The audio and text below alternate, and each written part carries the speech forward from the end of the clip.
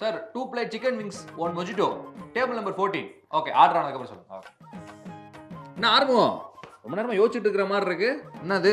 வெட்டியா இருக்க நம்ம பொண்டாட்டி வேற குத்தி காட்டிட்டே இருக்கா. ஓகே. வர்ற கோவத்துக்கு பெரிய தொழிலதிபர் ஆகணும். பெரிய தொழிலதிபரா? அதுக்கு நான் பின்னாடி பாக்குறேன். அந்த கடையை விலைக்கு வாங்க போறியா? இல்லப்பா, இந்த மாதிரி கடைகளுக்கெல்லாம் கோழி சப்ளை பண்ணா என்ன? அடடே, அப்போ கோழி சப்ளை பண்ண போறீங்க. அதுக்கு முதல்ல என்ன வேணும்னு தெரியுமா?